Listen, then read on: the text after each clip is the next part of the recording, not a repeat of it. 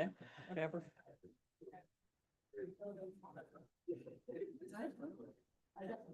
Okay, I'd like to call the Nancock Town Council meeting to order.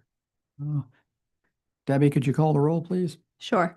Councilmember Figgy, Councilmember Grubb, Councilmember Holdren, Present. Councilmember Knock, Here.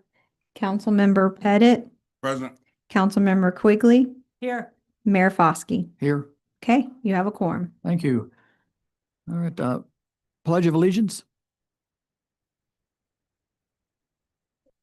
I pledge allegiance to the flag of the United States of America, to the republic for which it stands, one nation, under God, indivisible, with liberty and justice for all.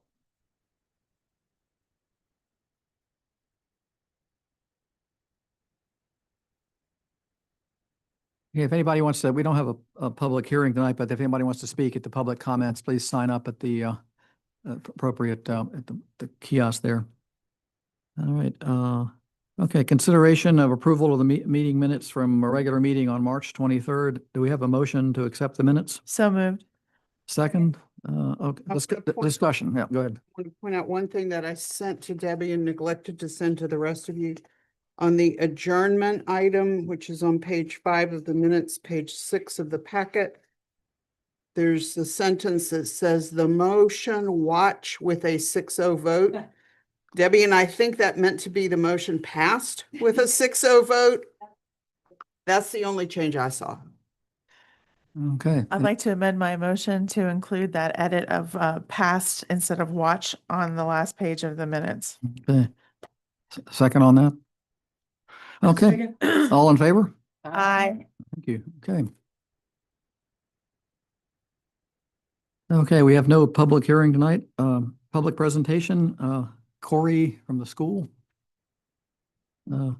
Historic and Hancock School Annual Report.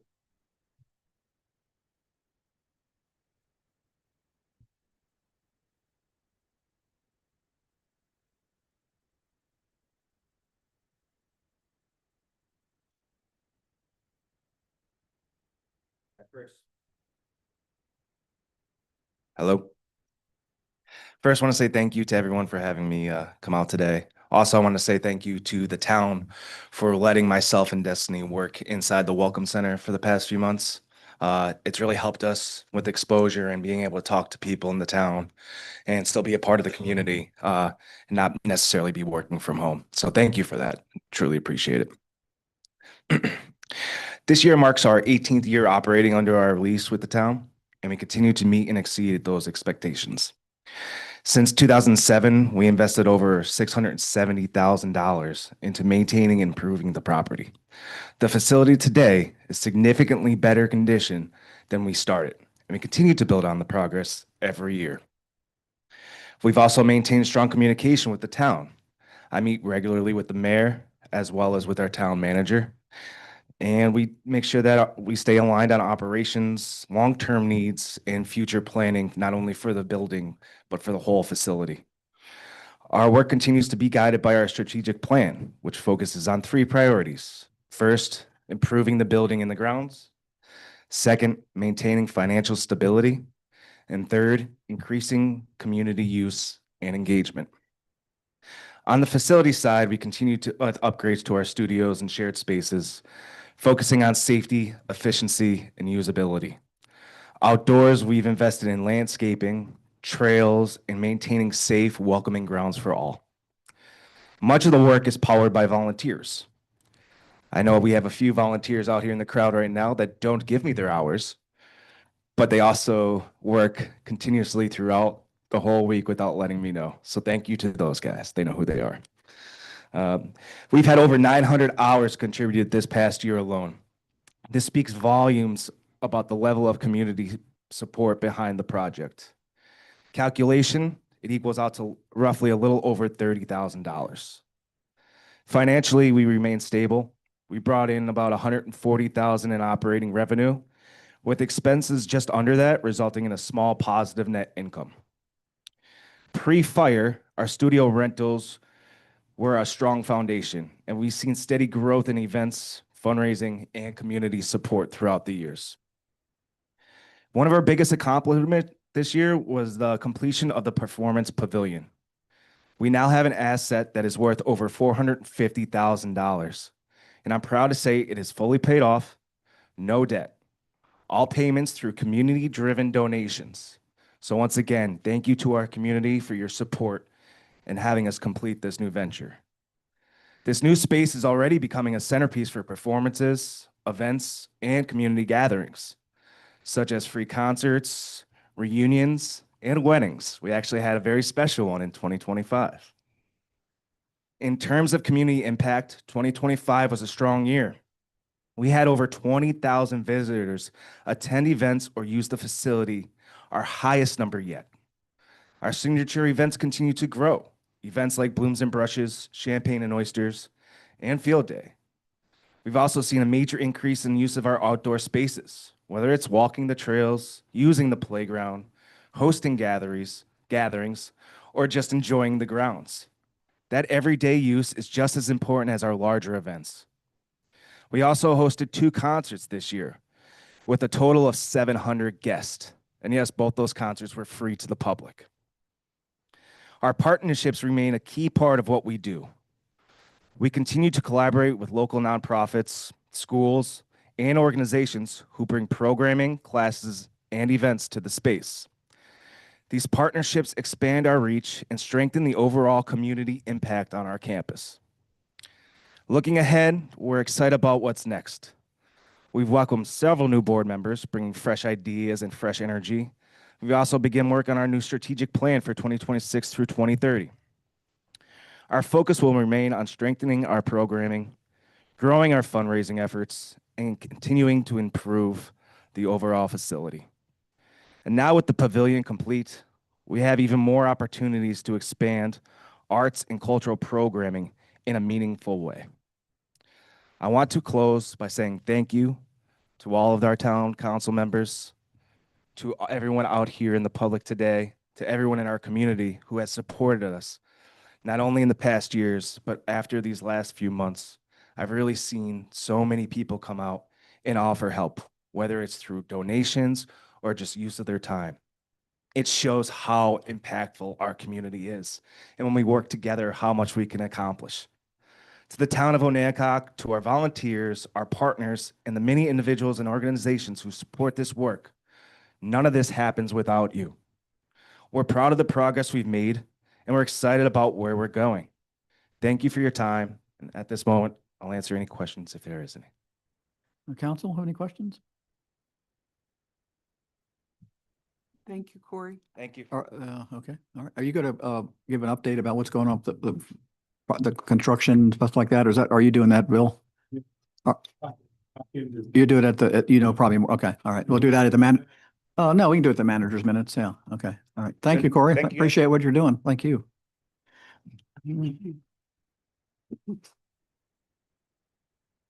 All right, Chris Carborough, you're.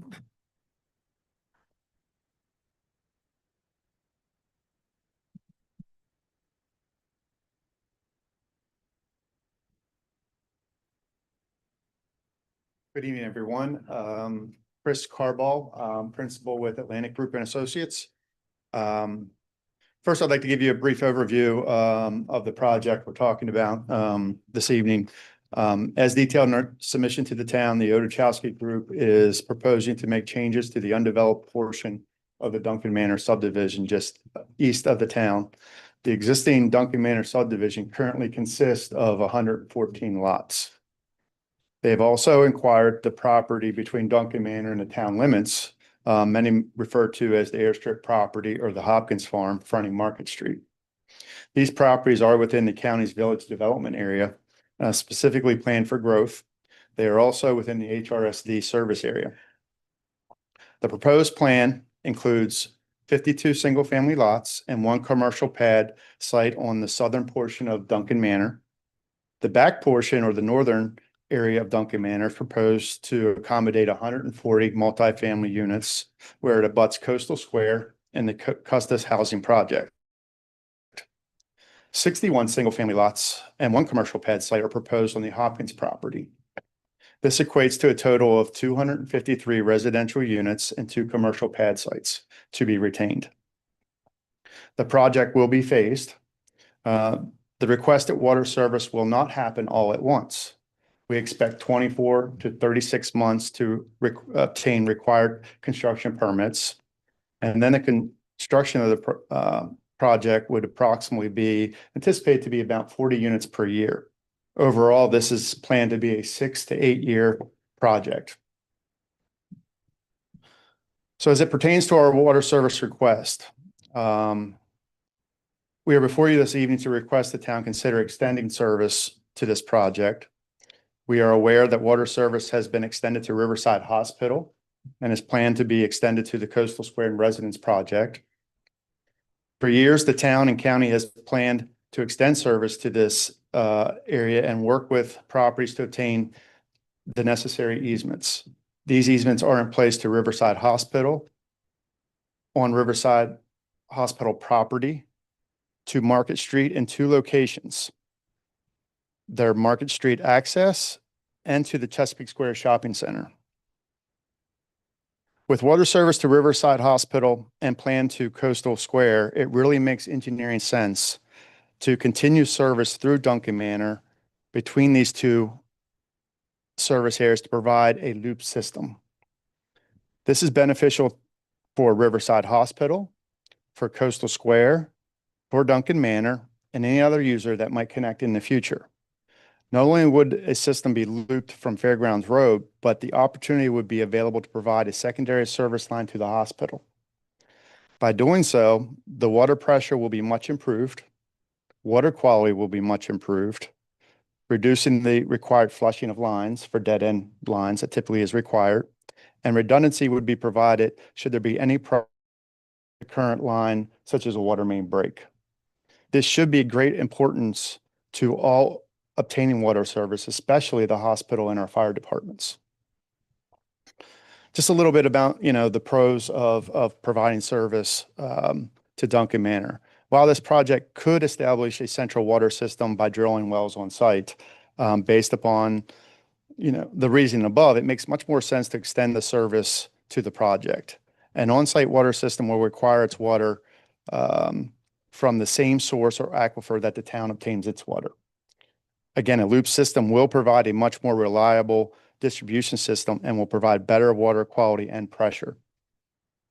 Should future wells be needed, the developer would also be willing to provide future well sites on the Duncan Manor property that is near Route 13, which is the water recharge corridor of the Eastern Shore and the preferred location for groundwater withdrawal. In regards to financial benefits, the town would ultimately receive approximately $450,000 in connection fees. The town would be compensated monthly per the current out-of-town user rate. And the town would have the opportunity to be granted an approximate $1.5 million in water infrastructure invested by the developer. And I think it's important, just before I include that, what we're doing here is also working with our local businesses. I'd like to just read a couple quotes that were given to us, or letters from Riverside and Wallops pertaining to what I think is related to this project. This letter was sent from Riverside Hospital in regards to our Coastal Square project, and I believe it applies to Duncan Manor as well. It states from the president of the hospital, Riverside Shore Memorial Hospital would welcome new residential units close to the hospital. This would help recruit professionals to the shore. As you know, housing is a concern for companies looking to come to the shore, and it is also for us as we recruit physicians and allied health professionals to the shore. These new units would help alleviate the housing concern over time. If I can support this or any other housing projects in any way, let us know. Again, that's from Riverside Hospital. Here's one more from Wallops. This is from Mr. Mercer. In my view, available housing on the Eastern Shore is essential for sustainable economic development, said Roosevelt Mercer Jr., Major General, CEO, operates the Mid-Atlantic Regional Spaceport, which is located on Wallops Island Flight Facility. Adequate housing is one of the first things for which new spaceports customers ask, said Mercer. We are getting tremendous interest from both launch and aerospace industry companies to operate adjacent to the spaceport. Housing, along with access to quality healthcare, rigorous and challenging schools, safe and reliable childcare, and spousal employment are important investments for our county to continue the development of thriving aerospace sector on the Eastern Shore. I commend Accomack County, Mike Mason, and his superb staff for their ongoing effort to bring housing and infrastructure to the shore. So again, I think that does apply to what we're trying to accomplish, here in the central part of the shore. So with that said, I would be happy to answer any questions, but we're hopeful that we can work for with the town here and make this a win-win for everyone. Okay, council, any questions? Let's start with Ann. Yeah, I have a couple questions. Thank you very much. So with respect to the water distribution, so my understanding is that a loop is superior to a dead end system because of the reduction in drag.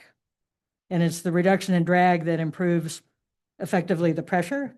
Well, it's not really the drag. There's, obviously friction in any pipe, but it's the fact that you have water that can come either way. Okay. And keep the pressure and the water quality in the line. Okay. Better. Okay. I appreciate that clarification. So that in turn would facilitate improved fire suppression, right? And do we have any way to quantify that? I'm sure we could provide engineering calculations about the difference in flow from a 8 or a 12-inch line that's dead end versus a loop system for sure. Yeah, But we'd have to. I was just curious because, God forbid there's a major fire at the hospital and, Yes. you And with a water main break, that's what I was getting to. I mean, that redundancy would be really beneficial for the community. So then my second question is, do those benefits only accrue within the loop itself, or would it even go further back? Well, Or the water it could source. go back. Just say, that you had water in a line that's looped around and you had a break that's, just say down by Hall Street or something. Mhm. And something that's coming around can bring water from a different avenue. If you have a break, in one area is, superior. Mhm. Again, for redundancy, Mhm. and fire protection. And those benefits are going to be, I would presume, higher or greater in capacity the closer you get to the loop. Well, Potentially. anything near the loop, close to Okay. a loop, it does help. Okay. It helps, like I said, typically we see when you have long dead end lines, typically the towns or municipalities have to go out and flush those lines a lot. You don't get near the, water pressure in those lines that you do with the loop system. Mhm. And again, when we look at all the plans that have been done around, Riverside, I mean, they've run easements now out to Market Street along their entrance on the west side. They ran them all the way out, behind the shopping center, towards the Chesapeake Square, shopping center as well. So the intent was always to kind of make sure we could loop this system, Mhm. is my understanding. Thank you. And then one last question. So you mentioned the connection fees. I assume that those would be accrued incrementally as the units are built and brought online. That's how that's done, but obviously that's whatever the town requires. Okay. Thank you. You're welcome. Oh, have a question? I think lately we've all seen a water study published that essentially said that our aquifer is declining. And it's long-term decline in the aquifer and the amount of water available in our aquifer.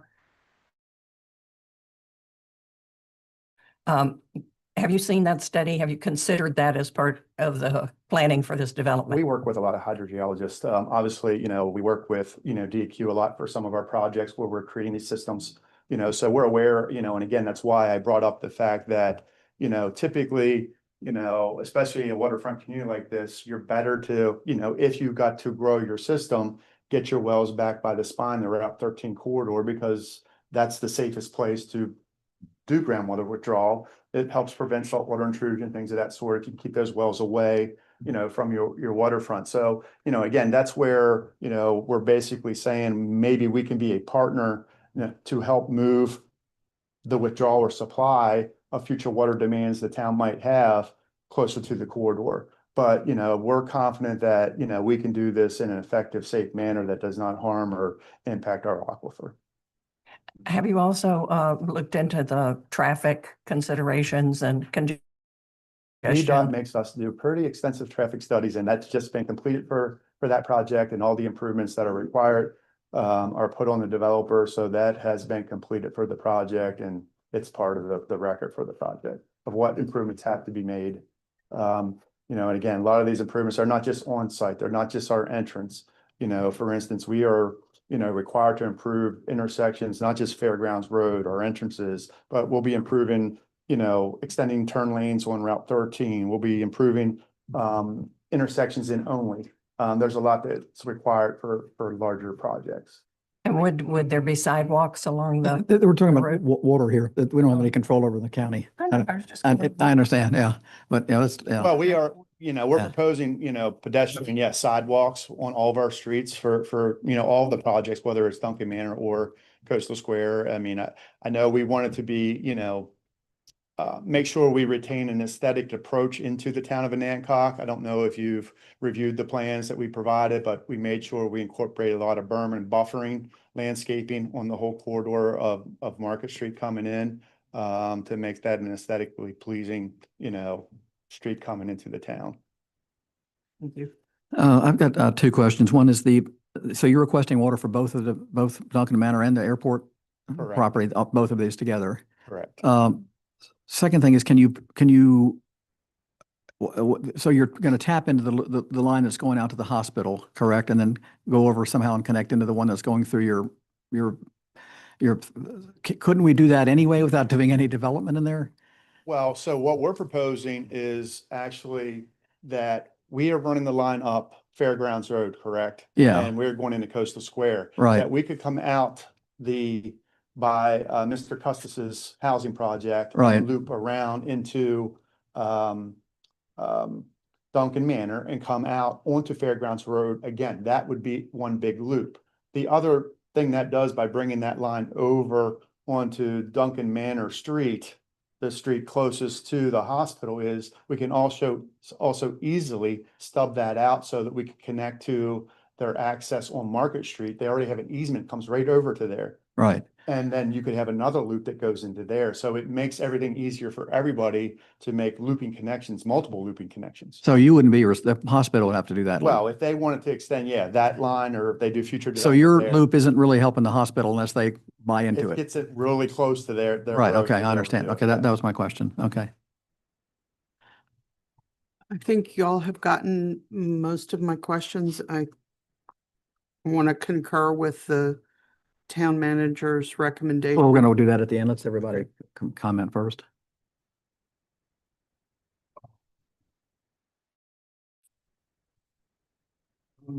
Just getting here, I'm guessing this is about the water for the. I'm guessing this is about for the water for the complex, Yeah, whatever for the case is. Duncan Manor. I'm sorry I'm late, but I really only have one question: is how will that benefit the rest of the town? Okay, well, I mean, as we talked about, right now there's plans to run it out to Coastal Square. There's already an existing main that goes out to the hospital. Right now we have those basically planned to be dead end runs. That does not help with your water quality, does not help with your water pressure. We're going back to when we started these projects, there was always plans with the town and the county to run a loop out there behind Chesapeake Square Shopping Center. So easements were already run through Riverside, that their entrance comes out into Market Street, also up behind the shopping centers.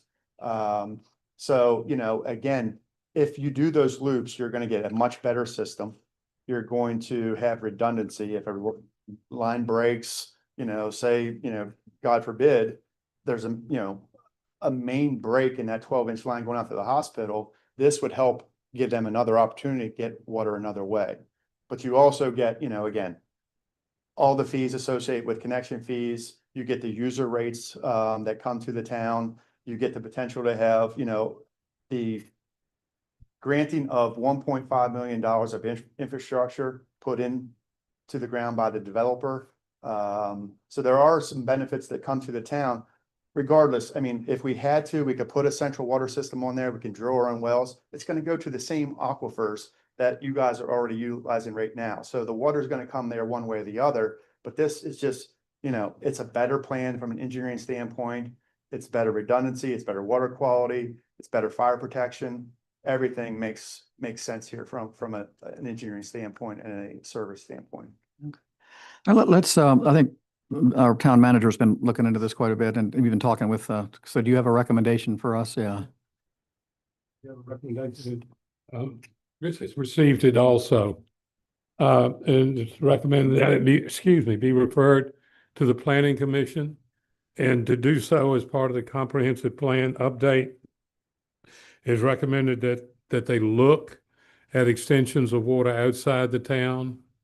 And when that should be done, under what conditions it should be done. Water, to me, is one of the biggest and natural resources that we have, one of the most important, and it is limited.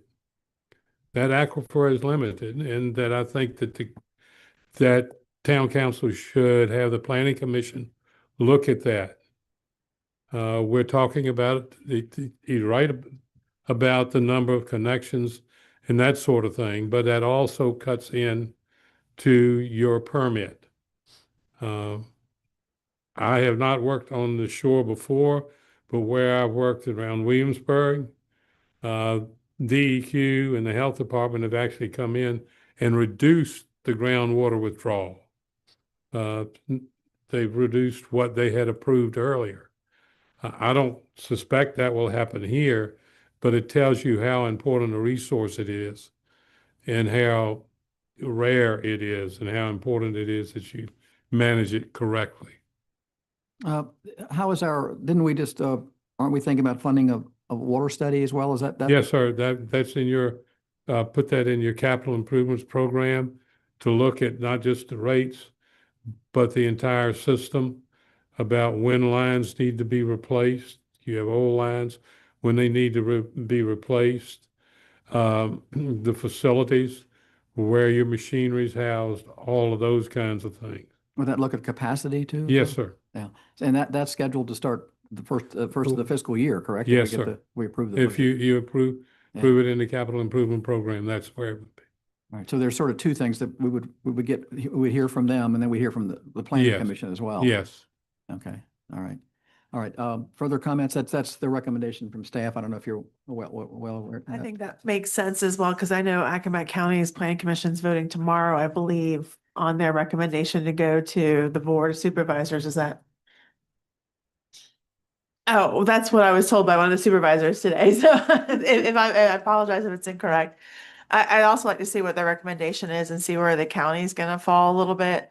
I know there's some concern that we've been giving out water rights and or water permission to connect without seeing any real development, and see what that impact is gonna look like before we take on more impact.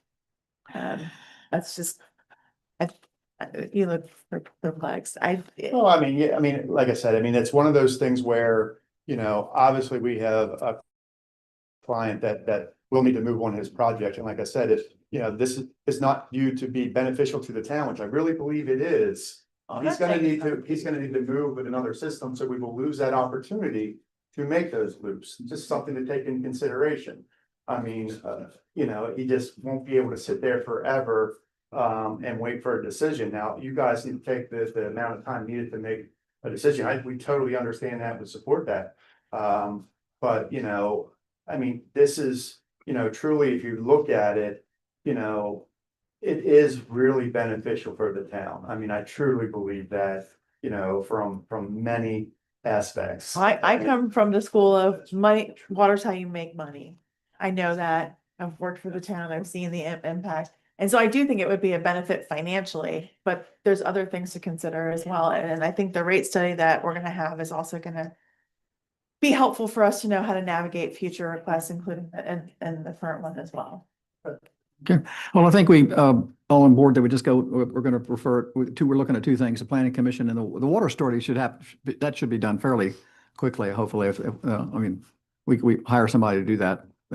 Yes. The planning commission, I'm not sure what the time frame is on that. They're working on it, so is everybody happy with that? We don't need to vote, do we need to vote on any of this, or we're just gonna, You can refer it. refer it to, any other comments? Everybody happy with that? Yeah, okay. I'm in agreement with that. Okay, all right, so we're gonna, hopefully the budget will pass and we'll get working on the water study. Thank you. Okay. Okay, next one is council discussion, just a general discussion on the 2027 budget, bill. You have the changes that you requested. One was the 19 cents. You have the 18 cents with the 19 cents going to reserve. You have the capital improvement program. Sorry, we put it out at your desk. I'm requesting that to be able to advertise both. We have to have two advertisements, one for the budget and the capital improvement program, and one for the impact of the reassessment on the tax rate. They are two separate public hearings, but they can be held on the same night, and you have to act on them separately. But I'm requesting to be able to advertise at the 19 cents, because you can, or our original request or original recommendation was 22, that you advertise at the higher rate. You can always go down. You cannot go up. Okay, so specifics, if anybody has any comments, Omar, about the budget, like I said, we can go down, we just can't go up. All right, okay. Ashley?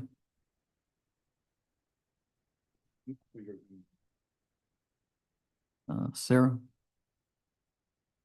I'm not seeing the revised capital improvement plan. Is that in our, It's in your box. That's on your desk. Oh, sorry. it was not It was, on, I did it, so I didn't include, I don't. I had some things on my desk, but not that, thank you. And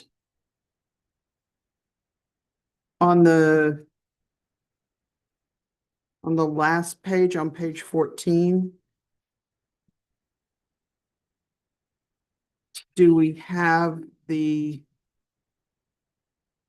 current year as a third column to compare? I can put that in there. Thank you.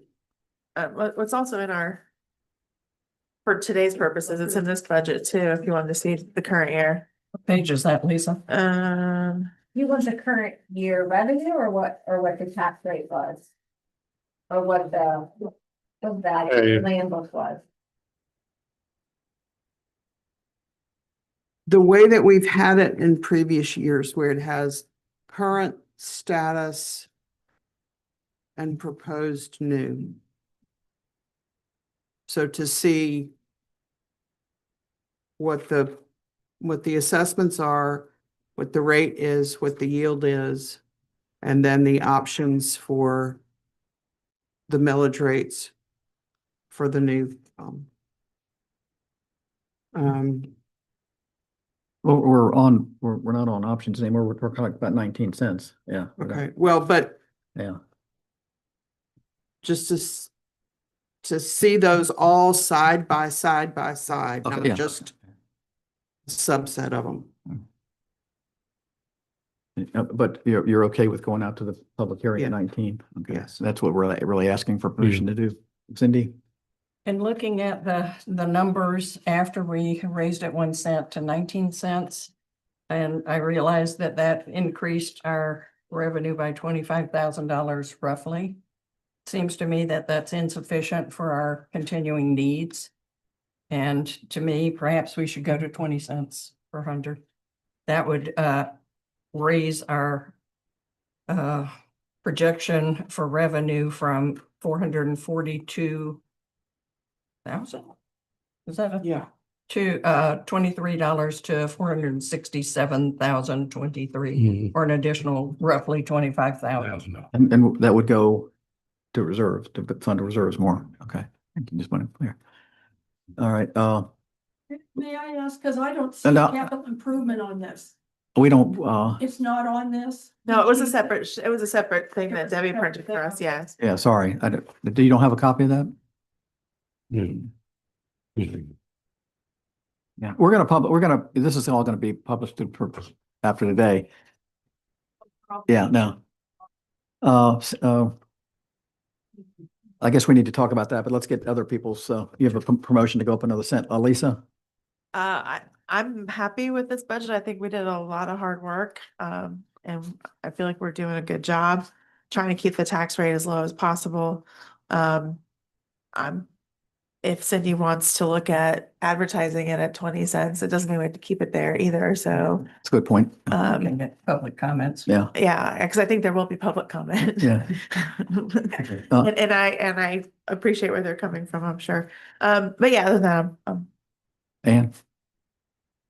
Yeah, I appreciate Bill saying that we can advertise higher and then go lower. So I'm wondering if we even want to advertise at 22. Not saying I'm advocating for that, but I think it would be a good data point to have from 18, 19, 20, 21, and 22 in the event that some capital expense comes up that we might not be prepared for, or just purely so that we have the option of going down even further depending on where we land. We'd have to have, so if we go at 22, we're gonna have to balance it. So the extra money's all gonna go in reserve? Yes. Okay, yeah, we can't just put it for 22 and not have any point where the money's going. Right, Right, right. okay. But I mean, understand. it's similar thinking Okay, to all right. Cindy. I Yes. just, you know, Well, okay, so, all right, so we need to come up with a number here, what we want to go to. We need, actually, the budget needs 4 votes to pass, so it has to be a super majority. So, not that we're voting on it now, but, so what do we want to, we need to come up with a consensus about what we want to advertise as.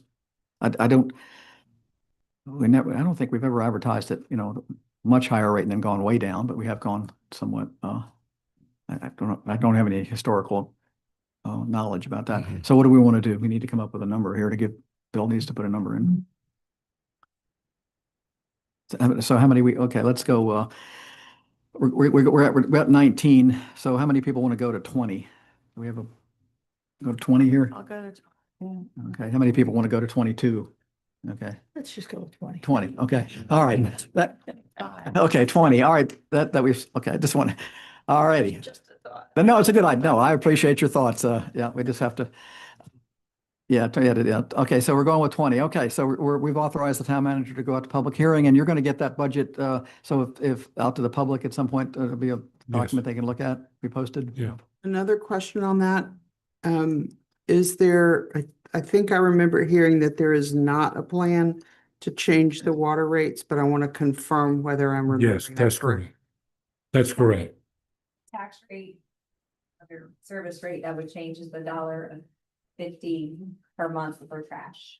Okay. Wherever you guys land on real estate, but Right. personal property is not changed Not at all. changing. Water sewer rates are not changed, just the trash. Okay.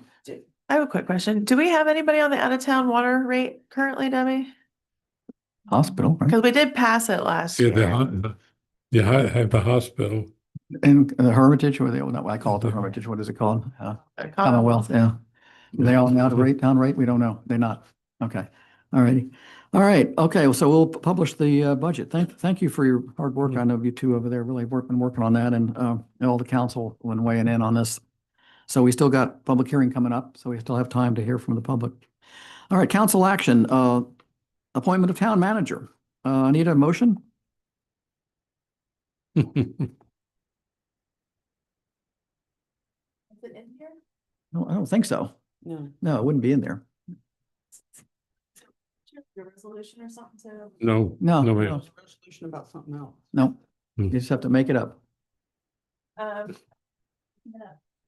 I would like to move that we appoint Wesley Wooten as our town manager, Subject to the contract. subject to the contract No negotiations that are undergoing. Yeah. and the negotiations that are undergoing. With an effective date of May 18th. With a start date of May 18th, 2026. Do we have a second on that? Second. Discussion?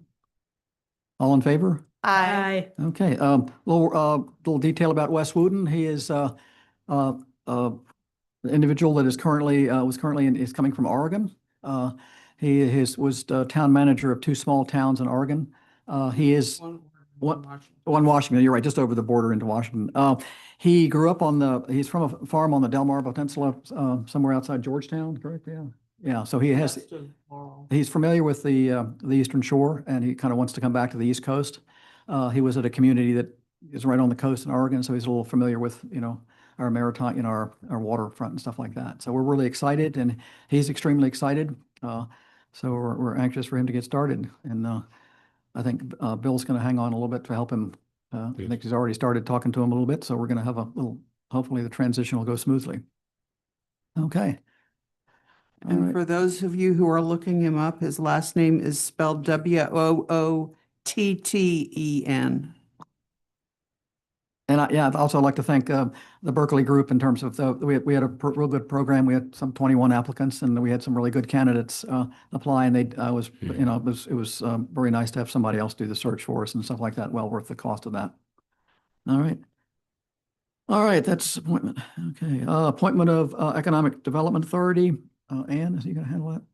I'd like to make a motion to fill the remaining vacancy on the Onioncock Economic Development Authority with Scott Schreiber, Second. who has applied. Second. I thought we had another applicant there.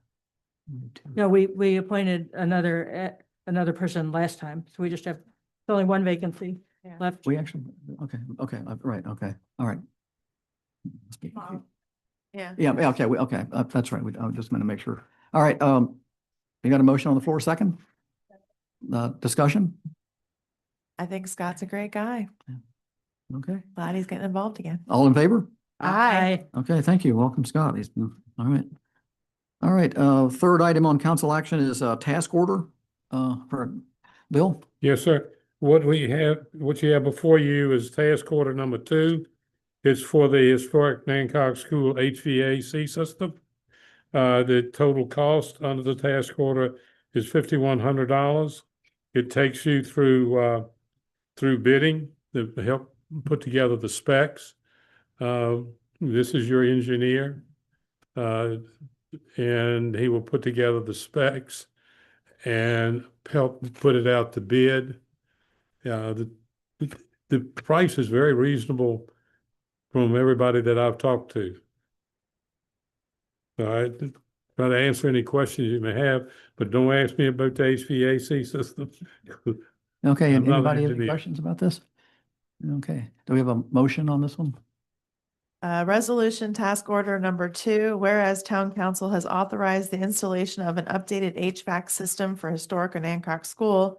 And whereas the town's consulting engineering firm, Turlington and Gouverneur Engineering PLLC, has submitted task order number 2 for engineering services in the amount of $5,100 for the evaluation, preparation of contract specification, and bid assistance for the historic Onioncock School HVAC system. Now, therefore, be it resolved that the town manager be and hereby is authorized to sign task order number 2 in the amount of $5,100 and move forward with the historic Onioncock School HVAC project. Second. Discussion? All in favor? Aye. Thank you. Thank you, Bill. All right, committee reports, Planning Commission. I'm sorry, Fletcher, could I make a quick point of order? Oh, sure. We had talked about having the town managers Yeah, report. I'm going to move that in ahead of comments. Yes, already Okay, done. thank you. I'm I've sorry. already done them on my little thing. Yeah. Okay, thank you. Yeah, okay. And I think we'll talk about the sunset thing at the manager thing. Okay, I'll bring that up. I'll bring it up at my mayor's comment thing. All right, Planning Commission, Cindy. Yes, the Planning Commission met at a regular meeting on April 6th. The discussion included an expansion to the historic district to include the Northeast neighborhood. At that point, Casey had plans to talk to a representative from the organization that does the designating and approving. So we didn't have as much information as we do now.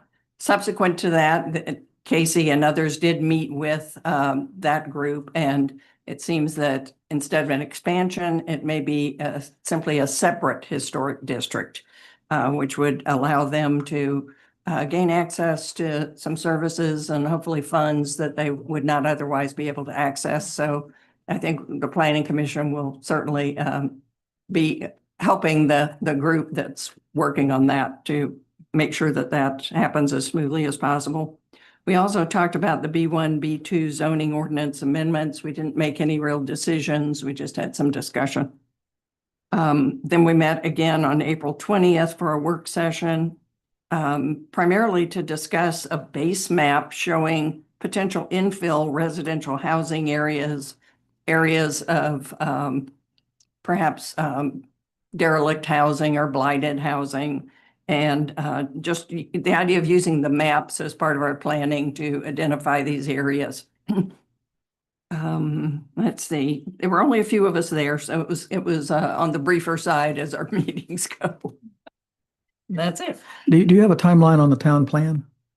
How are we doing on that? I've forgotten the timeline.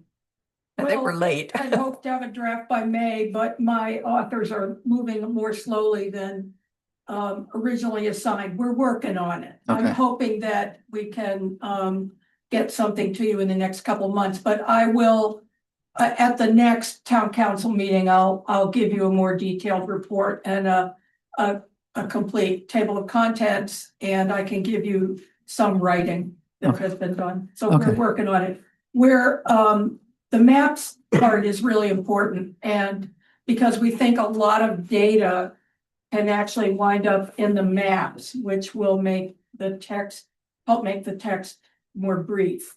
And in fact, what I was going to tell you in my comments is that I have someone who's going to drive, and I'm actually going to do a windshield survey of housing and vacant lots next week. So I have a baseline zoning map, and now what I'm going to do is try to fill in where the actual vacant lots are and where there are houses that are actually derelict and unoccupied.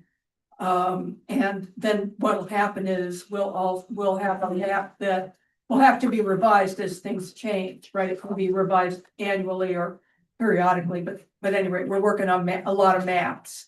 All right, thank you. I have a quick question, Sure. and I don't think you were there. You were at the meeting for the, to talk about the historic district in the Yeah. northeast section. Did they say that they had to like form a 501c3 or how for Nope. no individual citizens can apply for money for? Well, it's not money. It is, we're gonna Okay. have to figure out Can how, you come to the mic? yeah, I'll come up to the mic. Sorry, I was interested in this part. That's why I'm asking. Yeah. So, Joanna McBridge, and an archaeologist whose name is out of my head at the moment, came, That's not, I don't think. am I not, I'm on, aren't I? Yeah, you are. Yeah, I'm on. Let's do it. Came and visited with about 20 people from the community. It was really an interesting meeting, and it also included a van tour of the neighborhood. And Joanna said to us that there are two ways to proceed. One is an expansion of a historic district, and the other is to create a separate historic district that's based on a different theme. Right, the historic district here is largely based on businesses and commercial stuff. And this would be a historic district that was based on African-American history and heritage. At this point, the first step is pretty much all volunteer, although I may try to help the Heritage Center at the library get some grant money, because what we have to do is we're in data collection mode, and I'm feeling some pressure to get this done in the next year because so many of the informants are of an age. It's a process that will take several years. I think there's a good argument for, I asked if there was a problem having a small town with two districts, and what they both agreed was that was not a problem, especially because they were thematically quite different. We will have to come up with some money for the architectural survey, But I'm getting a sense from the community that some people are going to chip in for that. So I'm going to try to get a budget for that. But we are not going to create, I don't think, a separate 501c3 at this point. I don't think we have to. Okay. So at this point, the next year is really about collecting information and developing the narrative. The one thing that is that I did not anticipate was the archaeologist thinks that we should do test pits, and he thinks that there are archaeological resources that could be factored in to the district. And so we've got to figure out what the timeline is on that. So what I'm doing now is trying to work with Joanna to figure out what we should try to accomplish in the next year. And then we'll figure out a timeline, and we'll figure out where we are on this. There was a lot of enthusiasm in the community, and when we were doing the van tour, I was hearing stuff I've never, ever heard, and it was including a separate rental housing area that has completely disappeared. So that's a site for potential archaeology. Is that Sunnyside? Is that big? Mm-mm. Something else entirely. Oh, okay. Yeah, it's turning out it's a much more complicated story than I think anybody thought. So there we go. Well, Okay. thank you. I appreciate You're it. All welcome. right, thank you. All right. Okay. So we're through with planning. Economic Development Authority. Thank you, Fletcher. We have not met since the last time I reported, but I do want to thank both Scott Schreiber and Molly Margerson for stepping up. We now have a full complement of 7 members, which I think, I don't know if it's a first, but I think it's been a while since there's been 7. So I think that's really, really wonderful. As I think I mentioned last month, we have some administrative things that we have to tend to make sure that we're in compliance with various requirements. So we have new members getting sworn in. Some members have been on long enough now that they need to renew their Freedom of Information Act and Conflict of Interest Act. And so we have all of that stuff going on. And I think I also mentioned that DHCD, the source of the Lilliston funding, is actually still finalizing their internal procedures with respect to the establishment of revolving loan funds. And so we are a bit constrained in really doing pedal to the metal on that until we get some clarification from them on some things. But they have advised us that they will update us as soon as they have an update. Of course, in the meantime, there are other things we're working on, and I will report on those as we know them. But I think everybody's pretty excited about having a full group and lots of good energy and excitement about moving things forward. When is your next meeting? June. Well, it's the regularly scheduled meeting is not until June, but I would like to see us meet before then. And of course, if we do that, we would notice properly and all of that. All right. I think my personal opinion, not speaking on behalf of the EDA, is that it's very difficult to accomplish much meeting quarterly. So now that we are accruing payments from the Lilliston building and have some other things going on, I'm going to recommend honestly that we consider meeting more frequently. Okay. Any questions for EDA? Nope. Okay, thank you. Thank you. Thank you so much. Nancock Main Street, community report. So Onancock Main Street has a business workshop on May 4th at Bizzoto's from 3 to 5 called Tourism Trends. We'll have guest speaker Laura Messer, who's with the Virginia Tourism Corporation, and Megan Lawson, who's from ESVA Tourism, which they will discuss data and trends about who's visiting, what they're spending, and what's happening on the shore this year. They'll also tell guests about free resources and marketing opportunities. And as a special bonus, we are raffling 3 WESR radio advertising packages valued at $600 each. We really hope businesses take advantage of this workshop. Please RSVP to mos@onancockmainstreet.org. We also co-hosted this month with the town a town hall for the businesses to inform them about what's going on with the Onancock Sales Forward, which will be in June. And we provided toolkits with window stickers, suggestions for specials and potential promotions, and window decorating thoughts and whatnot. We didn't get 100% turnout, so Main Street will be walking around handing out those toolkits to the rest of the businesses over the next week. We just wrapped up phase 1 of our downtown investment grant for 2026. We awarded 4 buildings with grant funding for their front-facing improvements totaling a little over $7,000. The 4 businesses that were impacted were 2 King Street, 2 Market Street, 33 Market Street, and 10 Market Street. And then we'll have the rest of them that, I think there's another 9 that we were able to fund that weren't held to this April deadline. They have until the end of June, so we'll have more to report on then as well. And then we are currently coordinating with ESVA Chamber to promote Onancock to the Tortoise Shore bike events, which will be in June, to the riders and their families, because our goal is to have them bring their families when they come for the ride, so that their families can mill around downtown and get lunch or whatever and check out our quaint little awesome town. So that's all I have for right now. Any questions for them? Yeah, for the facades, can you send more details about what send the list of the addresses and then Okay. a little bit of what the plans are? Absolutely. Okay, OBCA, Dana, you out there? Actually, I told you I wasn't gonna have a report for the school, Oh, but there are a okay. couple of things I'd also like to highlight.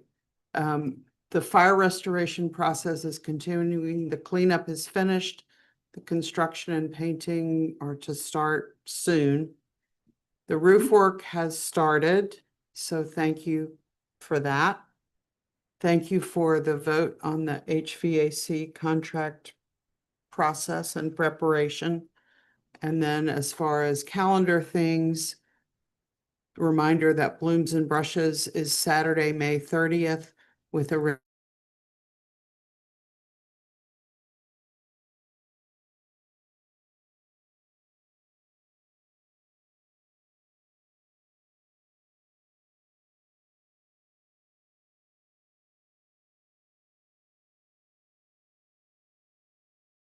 that's the biggest thing coming up. And then looking even farther ahead, ice cream on July 3rd. Okay. Thank you. And Bill, you'll have more about the school a little bit, right? Yeah. Yeah, I think pretty much covered it, yeah. Yeah, the Okay. school's been covered. Okay. All right, Dana, OBCA.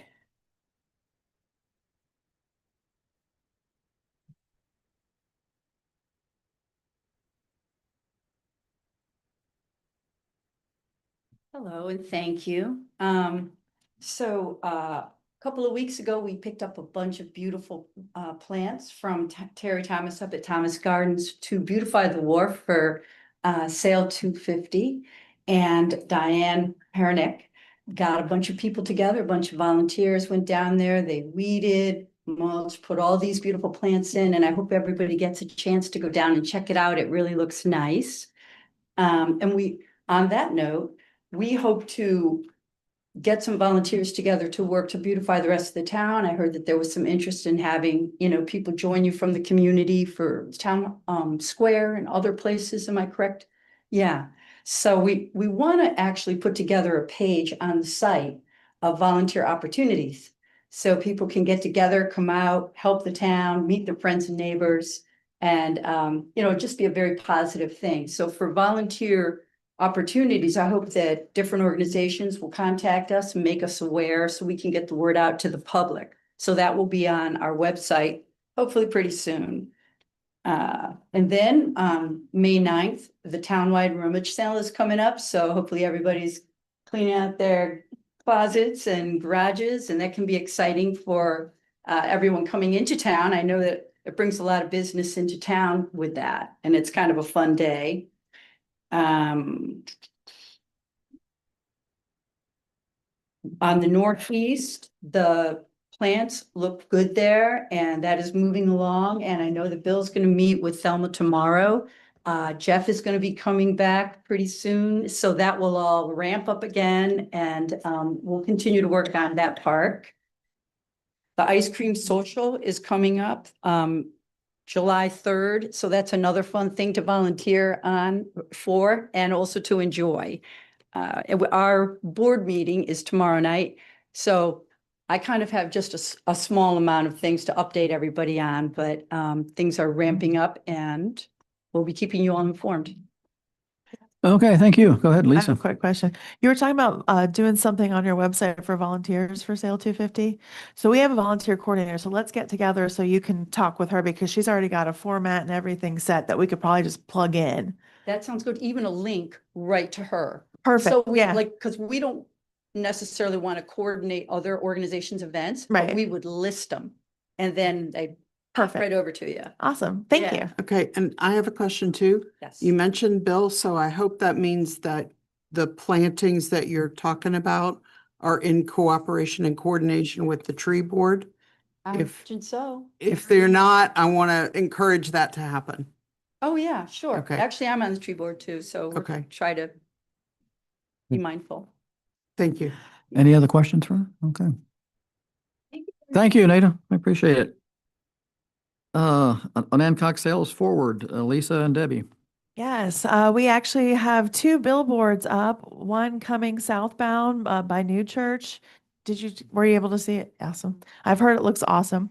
Then we have another one coming up northbound where in Melville where Keith Lilliston's billboard had been up forever. If anybody remembers where that was, that's where the second one is. We're very excited about that. Amy's been working really hard on promotions. We're actually going to have a meeting with her Thursday. We are going to every other week meetings for the Sale 250 starting Friday. I'll be getting the agenda out soon. Eric, Debbie, and I met last week to go over logistics, really trying to fine tune everything, which I think I'm going to put in front of the group to do this coming week as well. Is there anything I'm missing? Tears. Tears.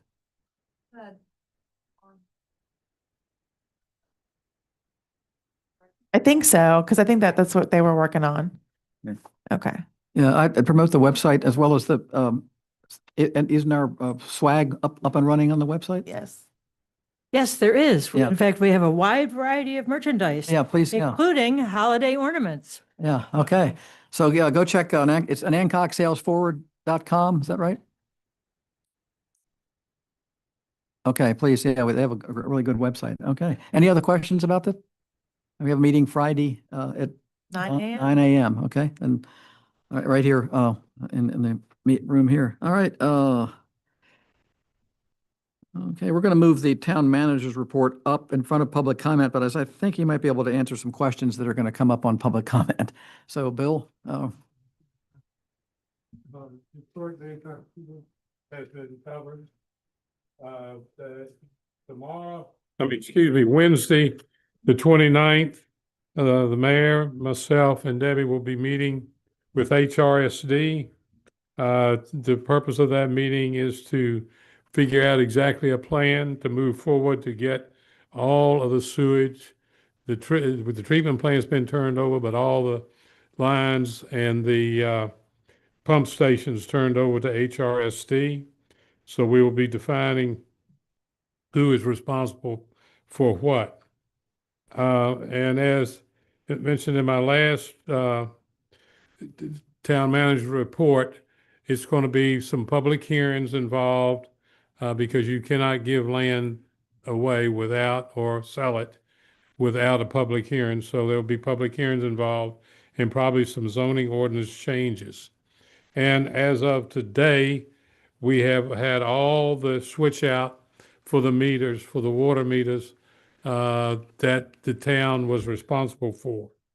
It's 746 of them that are all done. Needless to say, there's some happy people.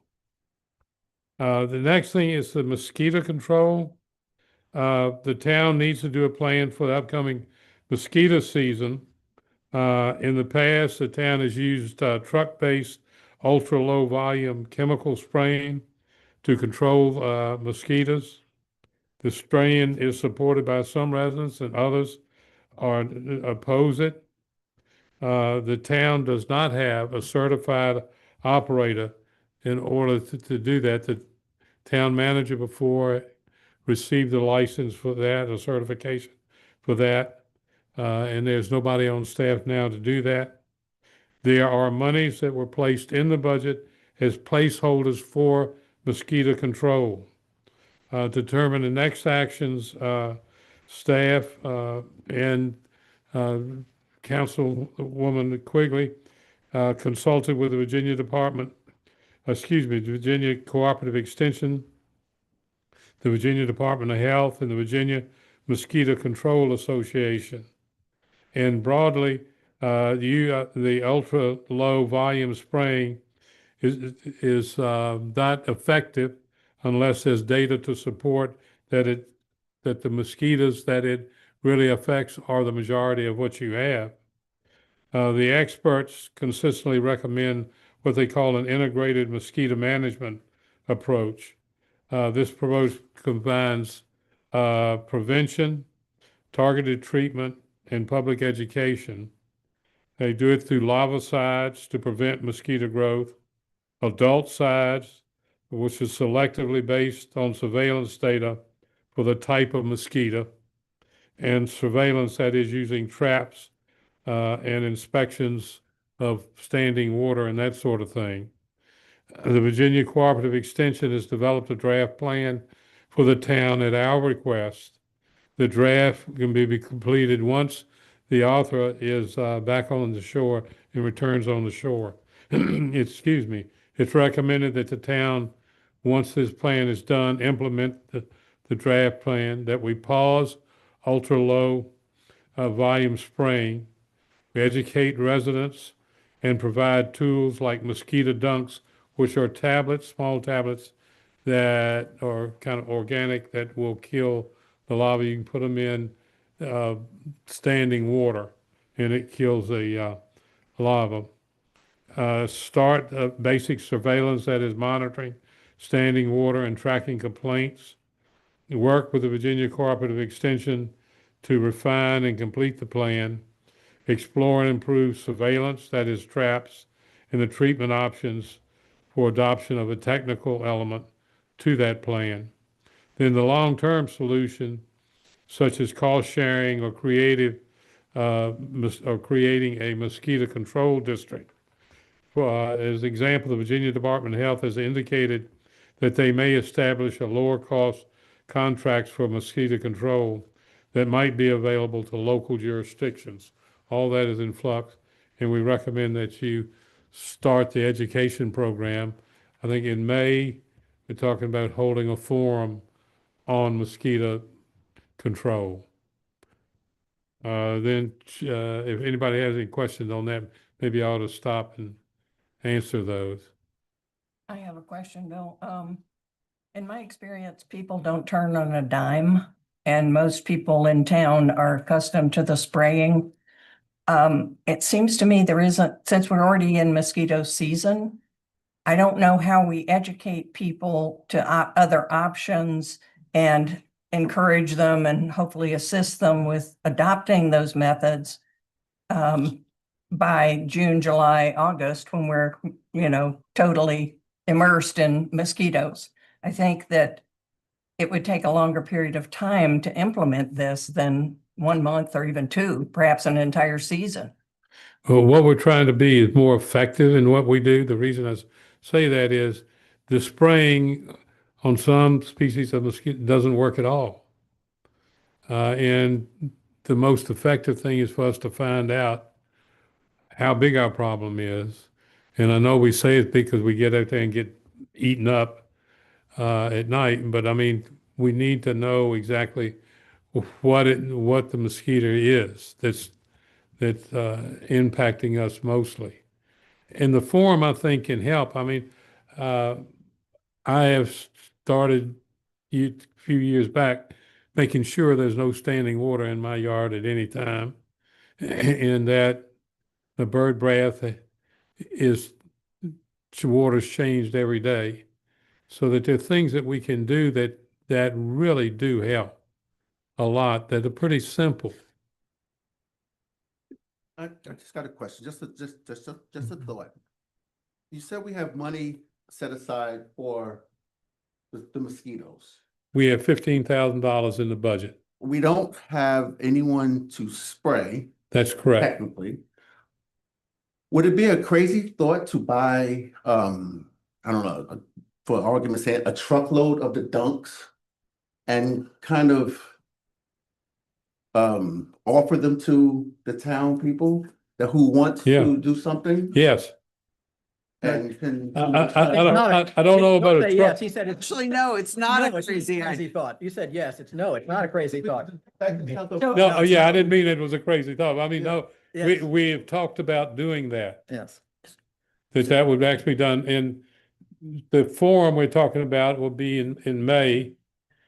And hopefully we can talk about getting those kinds of things. You, go So ahead. can I? Sure. Right, so you're on it, Omar. You're just, you got your finger on the pulse of the mosquito. I mean, just. Mosquito topic. So yes, and those are the things that we're kind of all in the midst of this stuff. So we haven't fleshed that out yet in terms of the numbers, but what we've talked about in coordination with Cooperative Extension is the public education campaign would include both information and resources, potentially purchasing dunks to provide some to residents, not so much for, with the idea of controlling mosquitoes at individual homeowners for the season, but more to educate them and let folks try it out. I mean, Right. and the dunks are small. They're really intended only for rain barrel size applications. But the thing about the dunks is the active ingredient, which is BTI, is also available in larger quantities. So we could potentially get, I think it's chips or crystals or some other things that would be appropriate for, say, we identified standing water within the town limits that might be a problem. We could purchase that same active ingredient in a different mode of application for addressing those things. But we're still in the process kind of Right. getting into the, no pun intended, but getting into the weeds on that. And those are the conversations we'll be continuing. And Cindy, I think your point about change is really hard, no doubt. The good news is the West Nile mosquitoes aren't going to be around for another month, according to the Virginia Department of Health. And I think the biggest thing is, I didn't, having researched this a fair amount and talked to a number of experts, I didn't find a single person that would say broad use of ultra low volume spraying is a good idea. I mean, nobody recommends it, and it's kind of akin to, using a baseball bat where maybe we only need a fly swatter. I totally agree with integrated pest management, which Yeah. is used in gardening, of course, also. My issue is with trying to affect a change that quickly. Oh, no doubt. We have some 20 people in this room, and probably most of the people in this room support this type Yeah. of management. We have 1,200 people in the town. Right. So what do they think? Those that are hard to reach, that are accustomed to mosquito spraying every summer. And I would like to hear from those people. Well, I figure if we get enough where we announce that we have them and we are offering them to the town, some people may come, they may come and get them. I mean, announce like, hey, that they are here, I don't know how to distribute them or whatnot, or, make them available.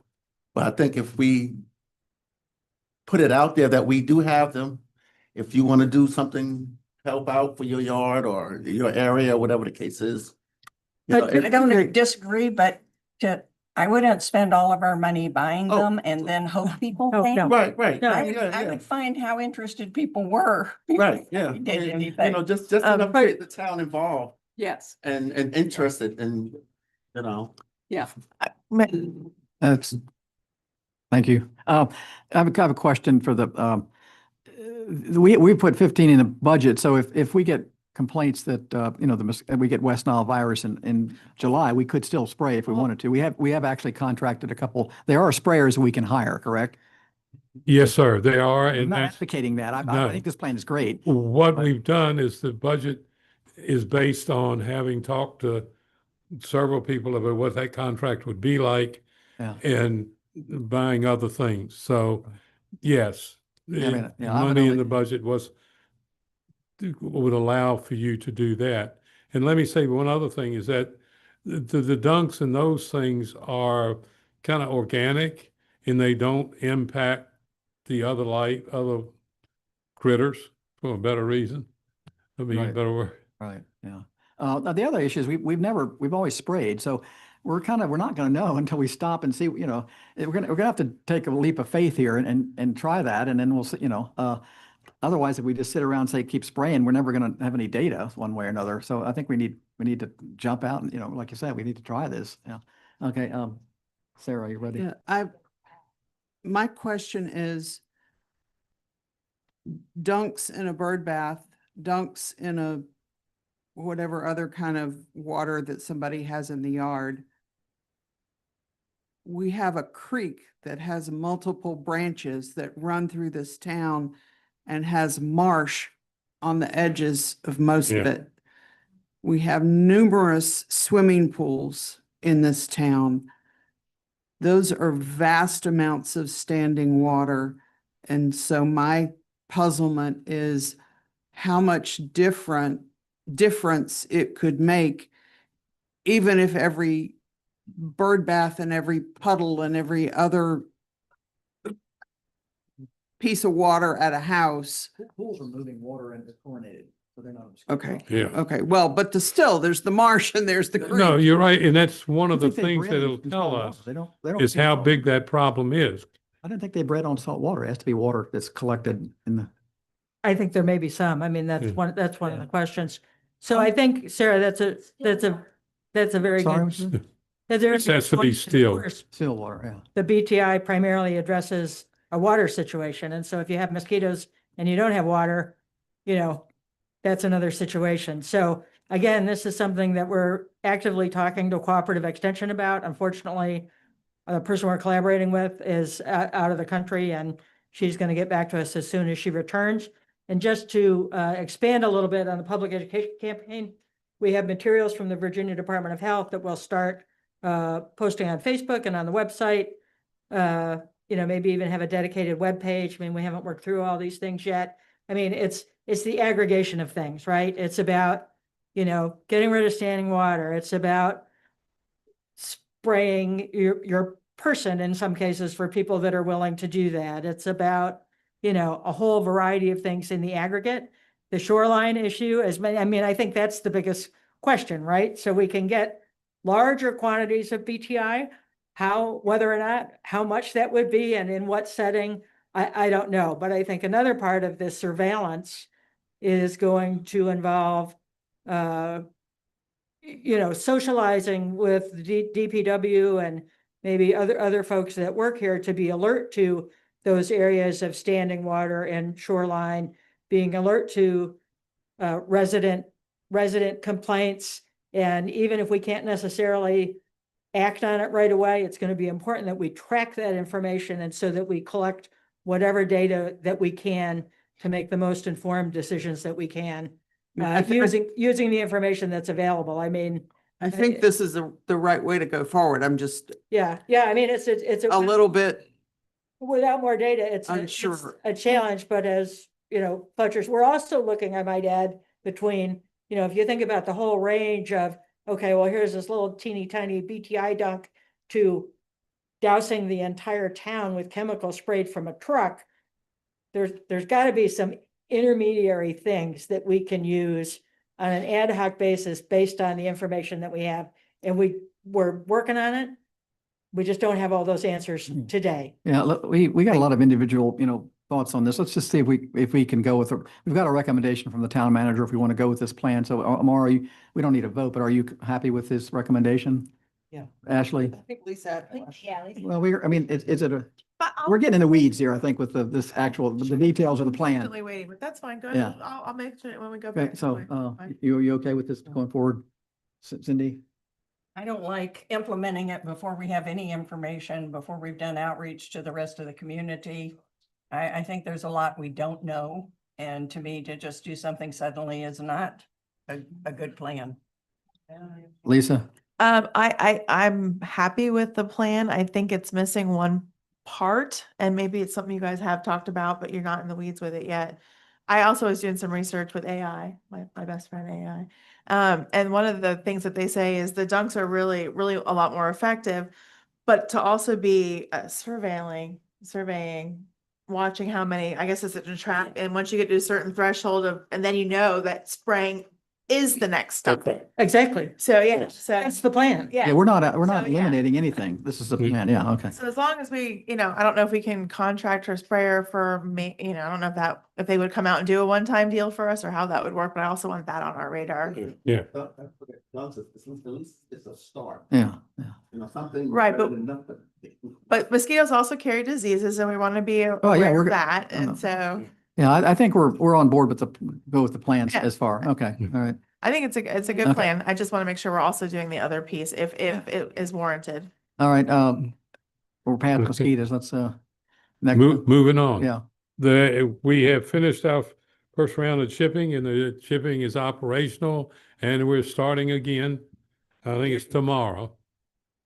I mean, yeah, that's right, next week. And Northeast Park equipment, based on my conversations with the manufacturer, should be shipped on May 6th. So it should be on the way. It comes from Tallahassee, Florida. So it shouldn't take too long. all right, is that it? This, Okay, any questions for the TM? When you guys were talking about, so this is pretty much for Lisa. When you were talking about the Northeast earlier, you asked. You asked, did the Northeast need a separate 501c3? Mhm. The heck is a 501c3? It's a nonprofit status by the IRS. If the Northeast Historical Right. District is established, there's not the Northeast. No, yeah, yeah. Oh, oh, oh. Historic district that's established, would they be required to have a 501c? My question is, what is the Okay. Got it. I 501c3? just wanna Yeah, make it's sure a it's nonprofit. Nonprofit group that have to have a board of directors and stuff Yeah. like that, yeah. Like the same thing that runs the, I just wanted to make sure. Because they're usually, government nonprofits are usually the ones that are available to these grants. That's why I was asking if that was a requirement. they run Would the be. blacksmith shop as a 501c. Yeah.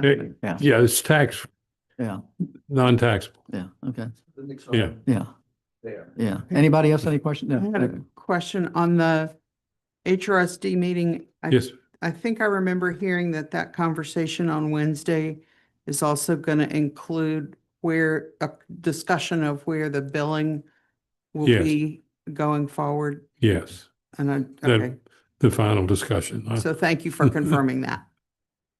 Any other questions for the town manager? Actually, I think it says on the agenda, no police report. Yeah, we- yeah, So it did should, that get posted in time? Or are we gonna update the website? We'll update the package on the website so people can see that. All right, any other comments for the TM? Okay.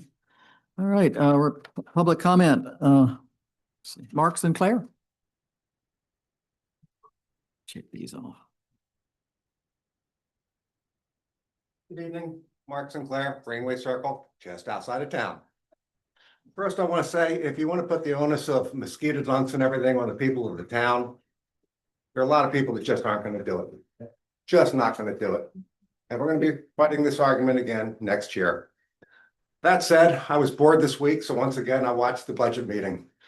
Thank you all for your hard work. Seriously, thank you for your hard work. And I appreciated the new budget item that you're talking about, bringing in a company to handle communications and possibility of a $30,000 or $15,000 allocation for that. Now, realistically speaking, I don't think I want anybody contacting me more than 3 times a week about anything. If you start contacting me too often, I'm just going to cut you off and I'm not going to listen to it. So at 2 or 3 times a week, you're talking 150 times a year. For $30,000, that's $200 a pop. And I'm not sure where we're getting the value out of that. I'd be more inclined to tell you, you'd be better served to hire a part-time employee here, 20 hours, have her primary or his primary responsibility be public information. And the other 15 hours a week, whatever else they need help doing, because God knows they need help doing things. I mean, not me to sound wrong. You're overworked as it is. So from that standpoint, I think money would be better spent in that direction. Second point I'd like to make, it seems like capital budgets improvements seem to change with the whim of whatever group of people are sitting up here at the dais at the time. It wasn't that long ago, we were talking about dredging the harbor. And I talked to Mr. Spuck at one point, he even prepared a piece of land to take the dredge materials. And I understand that all of a sudden it got very expensive to do that. Well, if you aren't planning for it, it's going to get more expensive and more expensive. So I'd recommend you seriously consider dredging the harbor where it's necessary and make sure that we can keep the traffic coming in here that brings in the money. Thank you all for listening. Have a good night. Thank you. Joseph Cuban?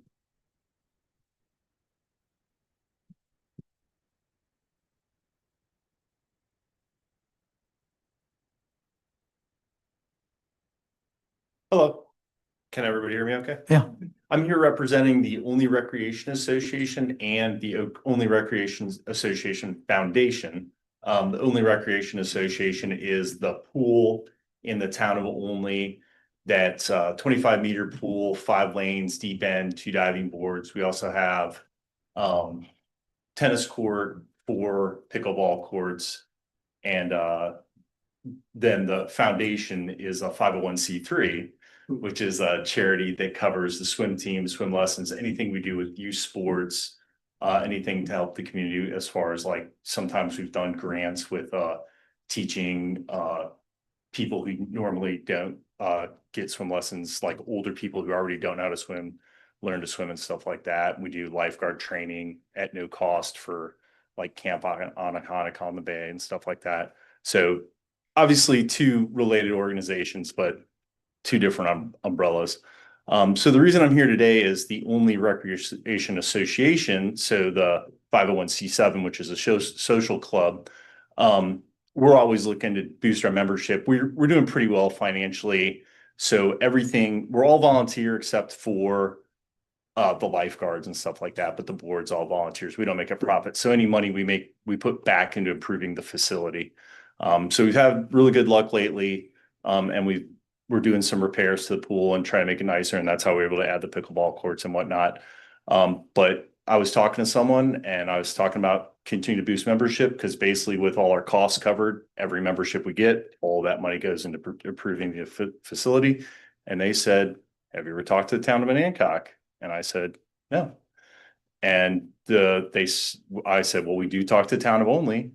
And I told them about the deal we had with Town Only, and they said, well, you should ask Town of Hancock if they're interested. So here I am.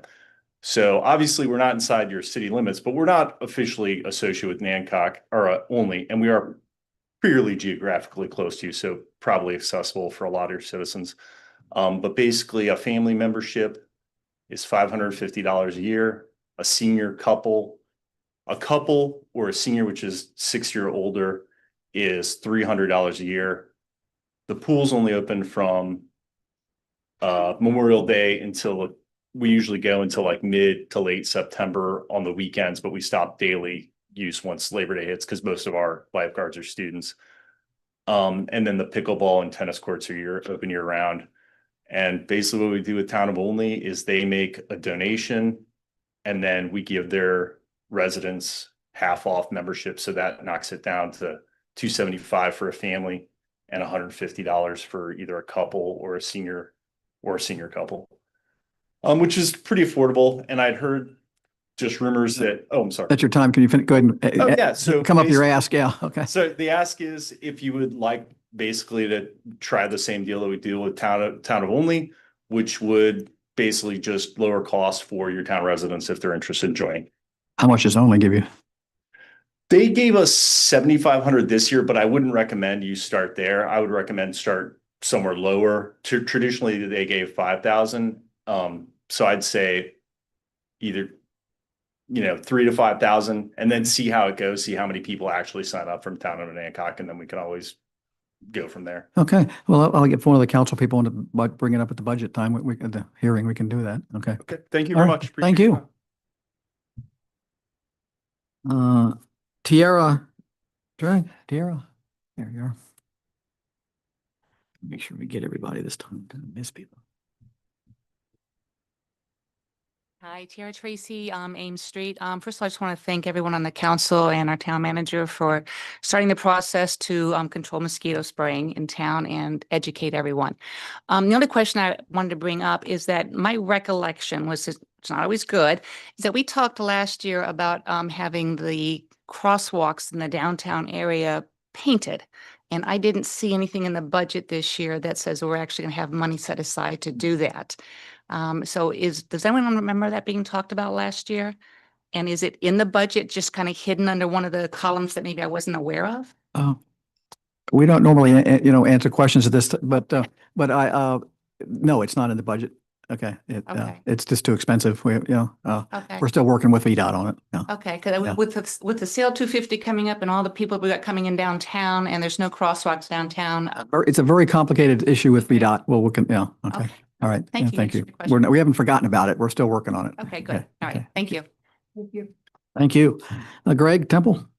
Talk about mosquito spraying. Okay. I think I'll keep we're dropping the weeds anymore. Okay.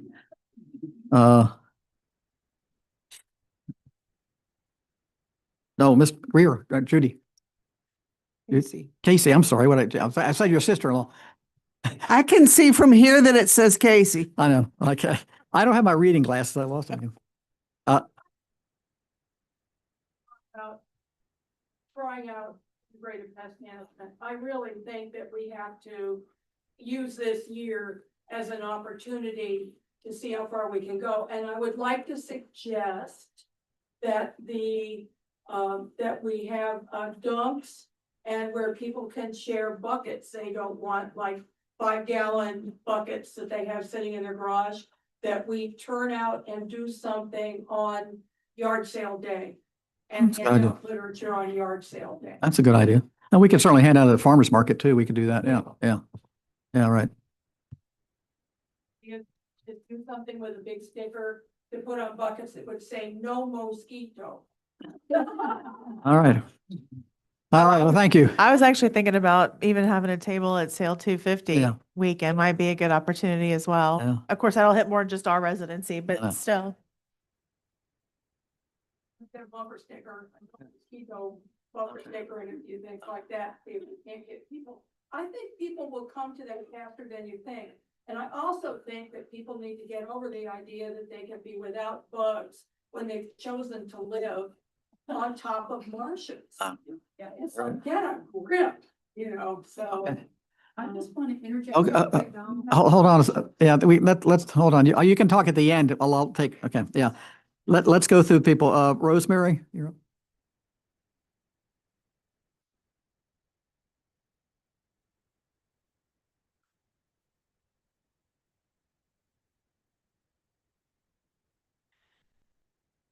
Hi, everyone. I'm wondering if anyone saw the article in the 4/22 edition of the Eastern Shore headlines. And it was specifically about a study on the Eastern Shore groundwater, saying that it's under the long-term pressure despite stabilization. And it was done by the U.S. Geological Survey and also the Virginia Department of Environmental Quality. So the issue is that decades of pumping have raised concerns about intrusion of salt water into our wells. And it's already happened in at least one well in Cape Charles. And when it happens, you can't get the salt water out again. And what does salt water do? Well, it will have all of us online at Walmart to pick up bottles of drinking water, but it will also quickly damage your dishwashers and your washing machines and your pipes, and it will cause any end of problems. And once it starts, it can't stop. Now, it was interesting that Mr. Carbow said the best way to get water is to get it from near 13. Yet when he went to us for coastal homes, they decided not to do their own pumping station there. And there was one reason why they decided not to do it, and it was money, because it's a lot cheaper to get it from Onancock than to put in their own pumping stations. And the idea that we're going to end up with cheap water is just, it's Where I come from, it's malarkey. The idea that you have to loop a water system is malarkey. New York City gets its water from the Croton reservoirs, which are like 70 miles north of New York City.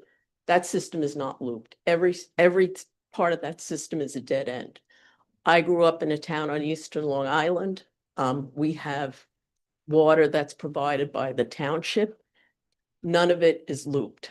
We're getting it all from the Long Island aquifer. It's all dead ends. The pressure is great. Everything works great.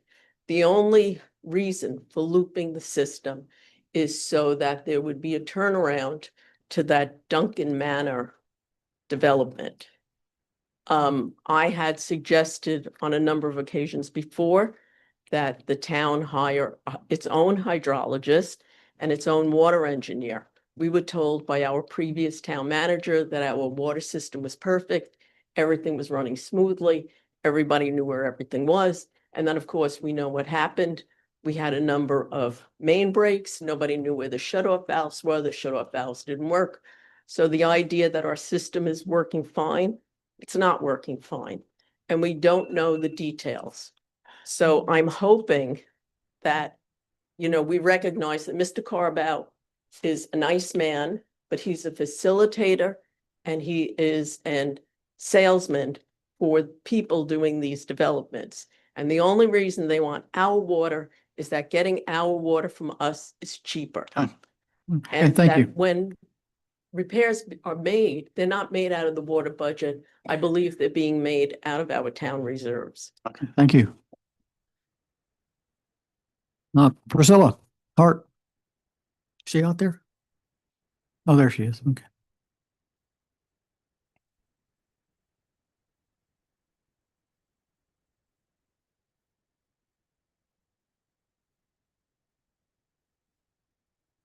Good evening. Is this on?